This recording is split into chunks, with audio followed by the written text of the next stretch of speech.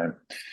And you did touch on this, and then I want to loop back to the last question. But as far as how important is it for athletes to be able to adapt and contribute in multiple positions? So, like exactly how you just said it, and I think you touched on it a little bit. Just being able to as you grow and you develop is just where we see you better fitting, right?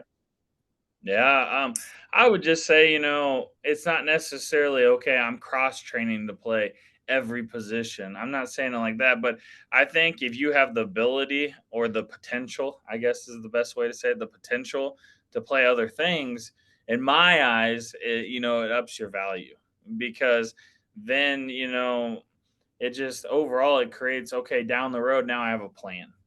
But if Mm-hmm. it's just, okay, this guy can only do this thing, I'm a one trick pony. Now, yeah, you can develop them, but as an individual, like if I'm a player, right? If I'm a player, I think, especially in my career, right? In high school, I played dang safety and I played tight end, and then I go to Mm-hmm. college, I play D end. That's like going from Earth to the moon. It's a Yeah. world of difference.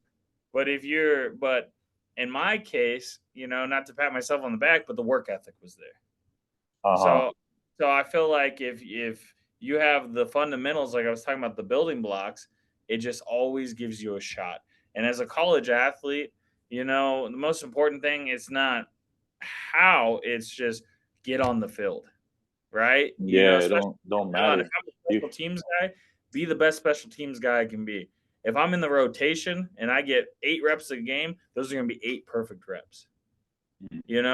Always striving to improve through those building blocks of hard work and the dedication to your craft. So having that flexibility to get on the field in different ways, I think that's key. I think is yeah. a as an athlete's perspective, it just gives you more opportunity. Yeah, and like you said, it doesn't really matter as long as you're on the field, right? Yeah, and it's 100%. just it just comes down to you can sit there and be hard headed and try to say no. I play if coach wants you to play linebacker, no, I play safety. Okay, well you can play. You can think you want to play safety and stand right here on the sideline with me, while somebody else is going to go ahead and take your reps. You know, No, 100 and that's just 100%. it's just being able to adapt. Really, is the key word. Is just adapt, right? And all it, like you said, it just makes you more marketable and opens up more opportunities. Oh, absolutely. I mean, for example, say you're offensive lineman, but all I can play is, I don't know, left guard. Uh-huh. There's nothing wrong with that. You might be the greatest left guard around, but what if the school in that particular year is looking, okay, we got pretty good guards for the next 2 years, but I really need a center. Can you play center? Yeah, Mm-hmm. just having that flexibility, it just gives you just so much more opportunity. I can't express it enough. Yeah, and I think it's just those certain skill traits that people I feel like that don't look at it a certain way is it really just comes down to just the opportunities and like just think about it as far as if you just said as far as if you only play left guard and I don't have any room to rotate you through, then you're most likely not going to be playing, you know?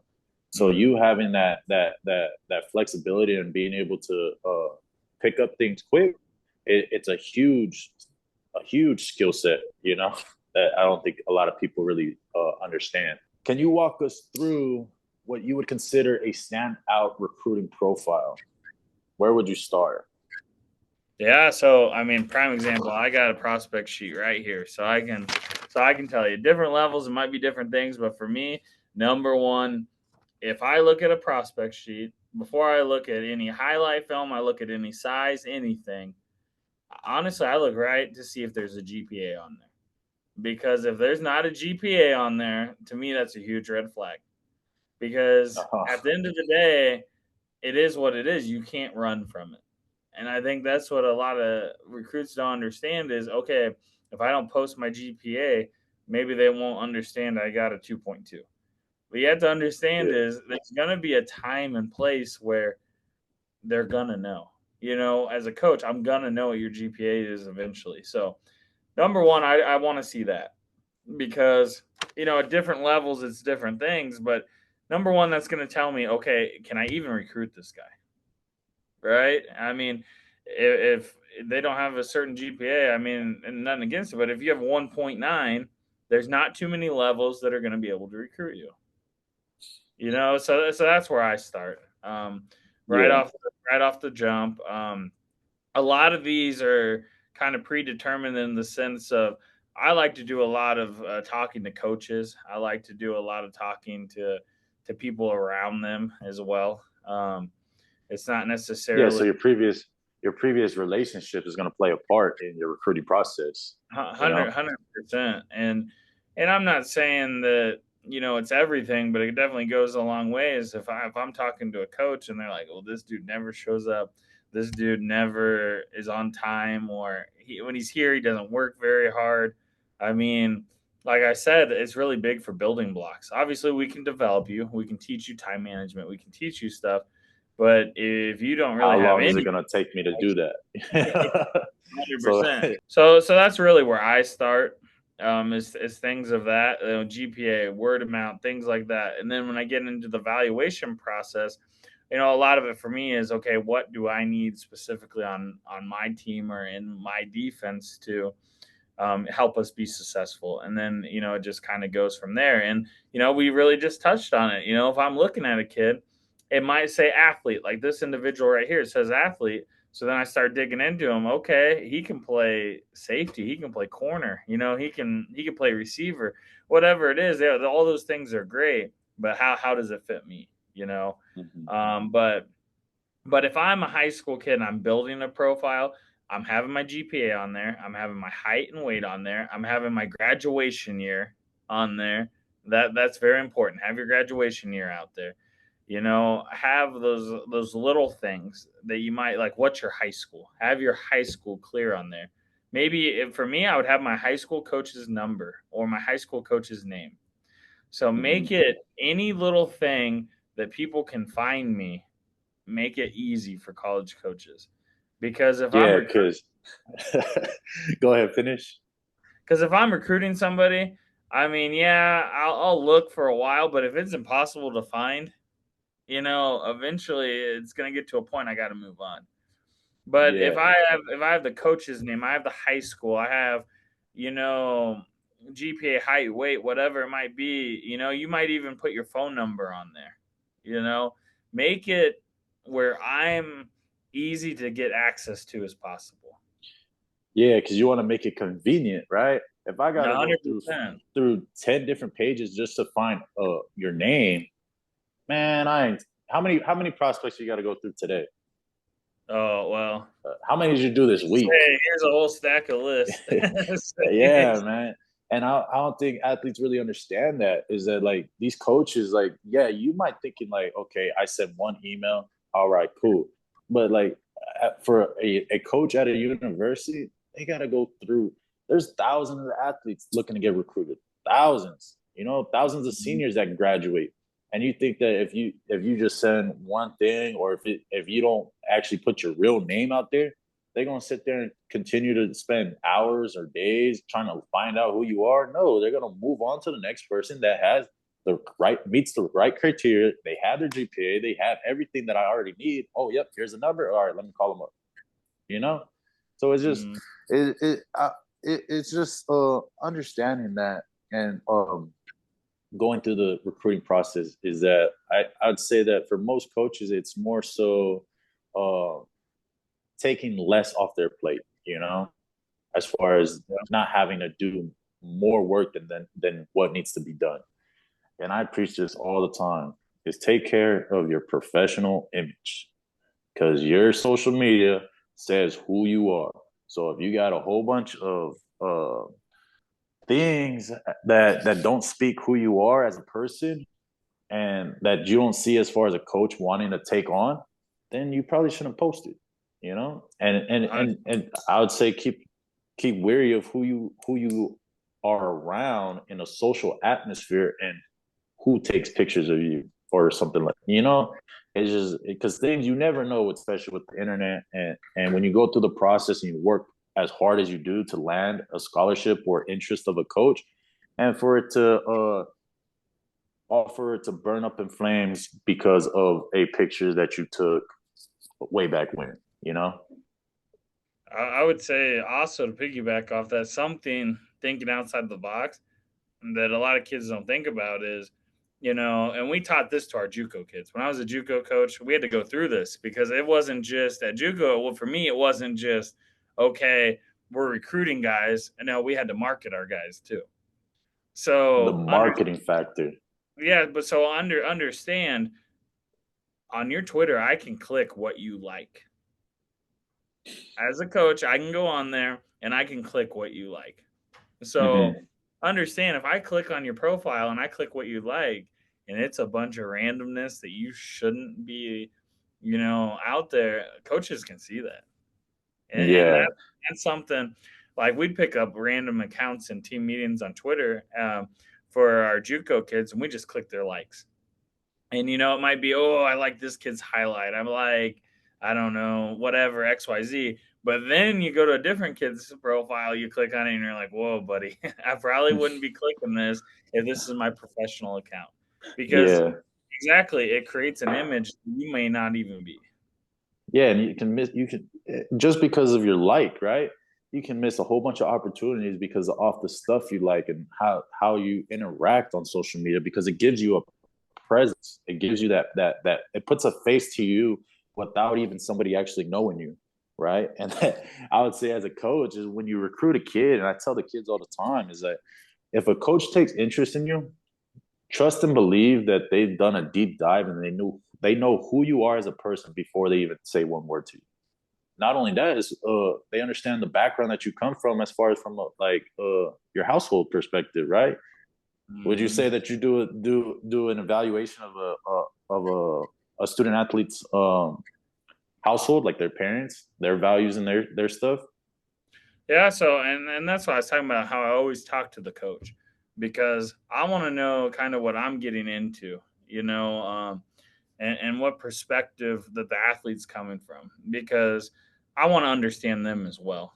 Mm-hmm. But you nailed it right on the head. I'm gonna know a lot about them before they even say hello to me.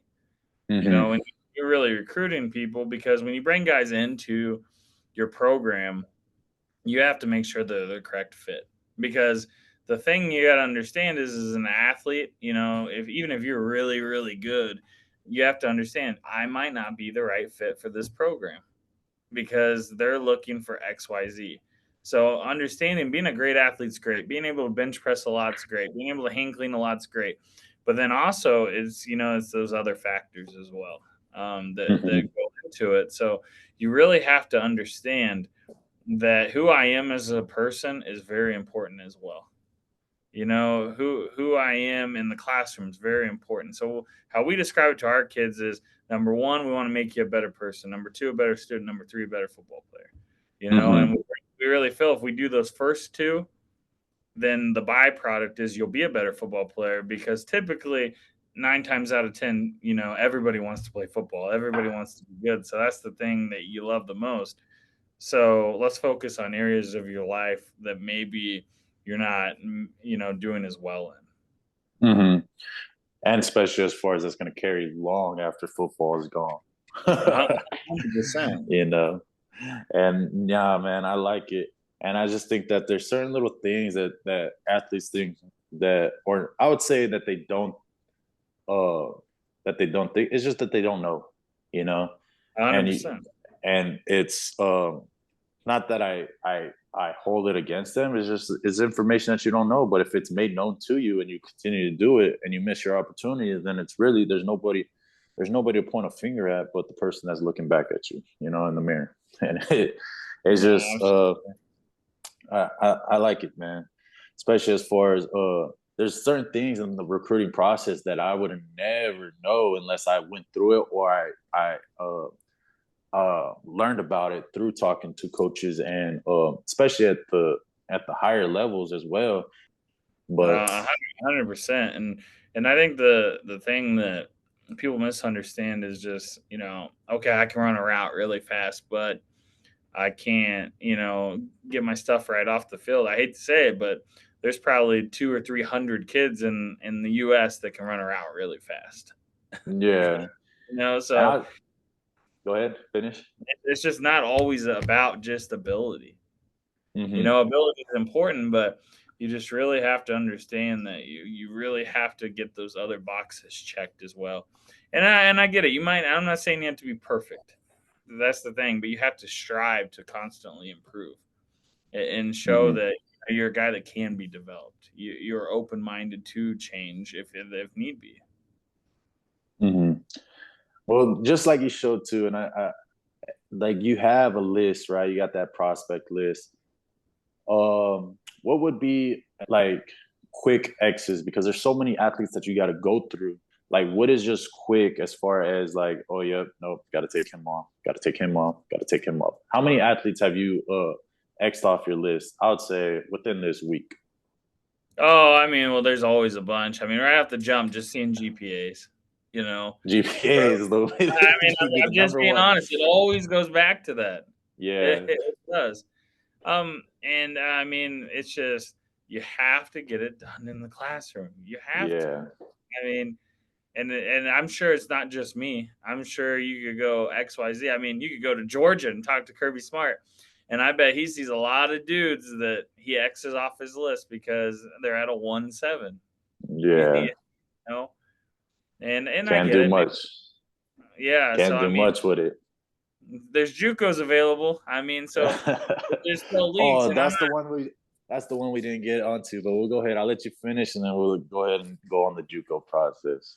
so for me, that's the biggest thing. I mean, for me is GPA, and then from there, it's just really getting to know the person, and seeing if they are a right fit. But I mean, GPA is big, but for me, it's if you don't love football. Like if I talk to someone, I'll ask them, do you love football?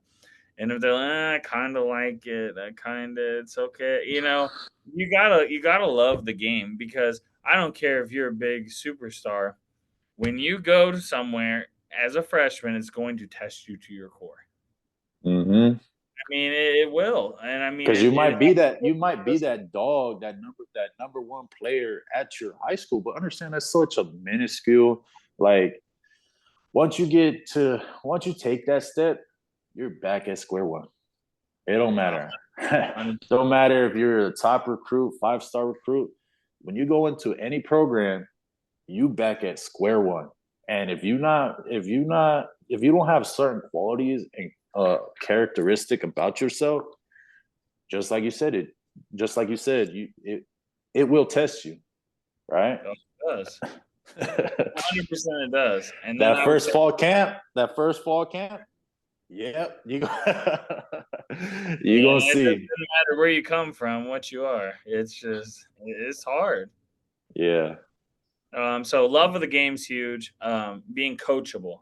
I mean, you have to be coachable and understand just because a college coach is changing or tweaking a technique that's different from your high school does not mean I'm saying anything negative about coaches that you love. You have to understand every offense, every defense, every special team has its own scheme. And within that scheme, every coach has their own philosophy on how things work. Mm-hmm. So you just have to be open minded and coachable because if you have to tweaks small things to be successful within the offense, the defense, the special teams, that's just how it is. So you have to be coachable. I mean, being a competitor is big time too. Like if you're just a guy that, okay, I'm relying on XYZ, no, you have to be able to compete all the time. Because when you come in as a freshman, like we just said, it's going to be hard. It's going to test you to your core. So, I mean, if you don't love it and you're not a competitor, then you might not make it, or you might just not, want to do it anymore. Because I feel Yeah, like, man. the biggest thing I hear out of kids if they want to step away from the game is, I just don't love it anymore. I just don't love it anymore. Yeah, I think you probably still love it the same you ever did, but do you love working hard? Do you love competing? Do Yeah. you love being coachable? Because if you really aren't about those things, then at any level, I don't care if it's JUCO, D3, NAIA, D1, FCS, whatever you want to make up, it ain't gonna work for you. It Yeah, has to man. do the And whole thing. just touching off coachable, the best advice that I've ever heard was having the ability to learn, unlearn, and relearn. Is because you, especially as far as when you go through college, and say when you have a college that cleans house or changes coaching staff, and Mhm. you've been hammering certain techniques, and they come in with a whole different philosophy, a whole different scheme. And if you don't have that ability to be able to change or adapt, you're just going to get left, and you're going to miss those opportunities. As far as you might have been a starter in the last defense, but with this new defense, now you're sitting back at like 3. You know, Oh, just because of 100%. the ability, just not having the ability to be coachable or being able to be coachable in a certain time frame, right? Yeah. But No, and yeah. absolutely, it's all about adaptability. I mean, prime example, when we were in college, um, we had a great defensive coordinator named Alan Dykens, ran a 4-man front. And then here comes another guy, Barry Rave, who we can all agree we loved as well. But he ran a Mm-hmm. 3-man front. So, I mean, it's just, polar opposites of how that defense had to be interacted with, how you had to do X, Y, and Z. So it was just tremendously different. But to your point, if you weren't able to adapt to that, then you didn't have a shot. But I do want to touch on that JUCO process because I think it's going to be something that's big. I mean, I think it's big, but as far as just like how I spoke, as far as the case with that allows you to play 2 years, so your 2 years at JUCO doesn't roll into your NCAA eligibility, and I don't think people really understand how important that is or how valuable that is for your football career, to be able to go and play 2 years and grow as an athlete, grow your IQ, and being able to still go into an NCAA program as a freshman. You know, Yeah. as far as you going through the coaching process at a JUCO, is there anything that you would advise or give that you would let any new athletes or upcoming athletes that are about to graduate that are thinking of going through the JUCO process, of giving them a better understanding as far as what the JUCO process is for? Because ultimately, I always treated it as a stepping stone. Yeah, I think ultimately it is, right? It is a stepping stone ultimately. I mean, because you're not going to stay there your whole career. It really is. But understand, JUCO is based upon a lot of different things. Maybe you're undersized. Maybe you don't have that good GPA because you started slow, right? You started slow in high school and then you figured it out, but then it was too late. So I mean, maybe it's a guy you want to roll the dice. Maybe you feel like I could, maybe I had an opportunity, but I didn't quite get that scholarship that I wanted, right? But I think with JUCO, the big thing is you have to understand is you have to be realistic where you're at as an athlete, if that makes sense. Just because you Mm-hmm. go to JUCO does not mean you're going Division 1. That it does not Mm-hmm. mean that. And I think that's where a lot Yeah. of people misunderstand JUCO because I think it's a phenomenal thing. I worked at West Hills Community College. I think they changed the name to Kalinga College now. And I had a great head Okay. coach, Justin Berna. I mean, if you're going JUCO route, hey, go to Kalinga College. Go talk to Coach Berna. He's a great older man. He really is. Yeah. He really is. But I think that's the thing people have to understand. Just because you go to JUCO doesn't mean you're going Division 1. It's not a guaranteed thing. I Mm-hmm. will say though, if you attack JUCO the correct way, you should be able to level up. If you're a D3 NAIA kid, you should have a chance to go Division 2. If you're a Division 2 kid, you should have a chance to go FCS. In the steps and the steps and the steps. But I Mm-hmm. but I will say you have to be realistic. And coming out of JUCO during the recruiting process, I think it's the same thing. I disagree. You should not be a D1 or bust guy. You should be best opportunity for me guy. And I think that's where a lot of people fail and fall into the cracks and miss out on a lot of good opportunities and end up going to a place that potentially they don't want to go to is because they're D1 or bust Yeah. all the time. And they have to understand basically what we've been talking about this whole time is you can still play a high level, you can still do XYZ, but everybody's path different. Just because my best friend over here, he's going to Sac State, that doesn't mean that I'm going to Sac State. I might have to go to Nebraska Wesleyan. I might have to go to Graceland. I might have to go to XYZ, but it's not I have to, I get to. That's the Yeah. thing. You have to They got realize it. And that's the you difference is there's just that little the little change in one word in that sentence. The little yeah, change in that one word, how much more you'll see in change, right? exactly. You get to because at the end of the day, what is it? Less than 3% of people in high school sports or even JUCO sports they get to go on. You get to Mm-hmm. play college. So every opportunity you get, it's not I have to, it's I get to. Most And definitely, man. I think when you start looking at it from that perspective, you get to. But from a JUCO realm of things, I think it is a good opportunity for some that they get to go to JUCO and they get to that extra development. But you have to realize JUCO is about development, no matter how you cut it. It could be about physical development. It could be about mental development. It could be about school development. No matter what, it's a developmental process. And I'll say this: it doesn't matter if you go to a Cali JUCO, you go to a Kansas JUCO, wherever you go, and everywhere in between. JUCO's a grind. It's a difficult thing, but you have to understand why you're there. You're there for a purpose to ultimately take yourself to a higher level. You know, Mm-hmm. I say higher level, I don't mean okay, just D1, D2, whatever. Take yourself to a higher level means giving yourself an opportunity to play for a 4-year university. Yeah.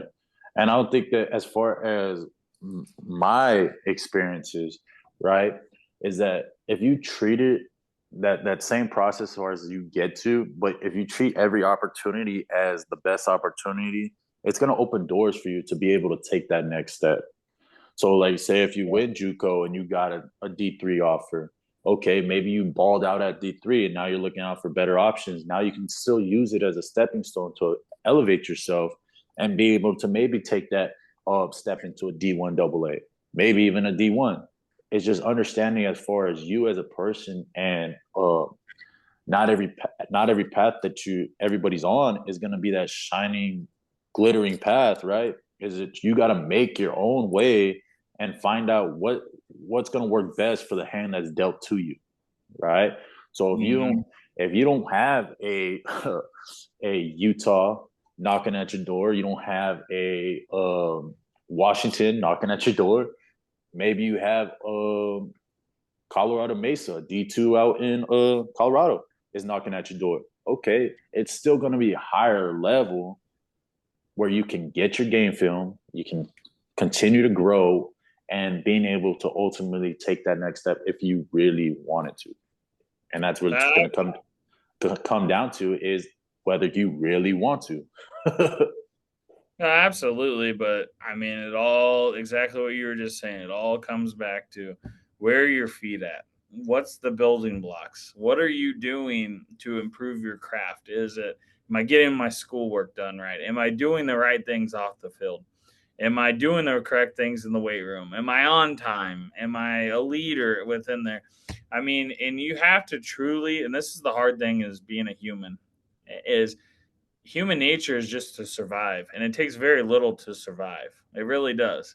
But to excel, it takes a lot more. To Mm-hmm. really be, do and go to that higher level or be successful even where you're at, it takes more. It's Most definitely. it just takes a lot more. And I think that's what people miss is okay, don't go into something that might be your goal. Okay. In the back of my mind, I always want to go XYZ for a level. But you have to understand, I have to be successful where I'm at in that moment to ever have a shot to go anywhere else because it's not going to change. It's always going to be hard and it's not going to just get easier because I go over here. If I go over here, the coach isn't going to yell at me less because I go over here. The coach isn't going to push me to be the best player I can be because I go over here. That's not how it Yeah. works. It's all about doing the best you can do where you're at. And ultimately, if it works out and you get to go to a higher level or you get the opportunity to do XYZ, then good, right? You earn that right. But at the same time, you have to be successful where you're at in that moment and develop. I mean, that's the key. Yeah, man. I definitely think it's just be consistently having to develop, that's going to hold true far outside of athletics.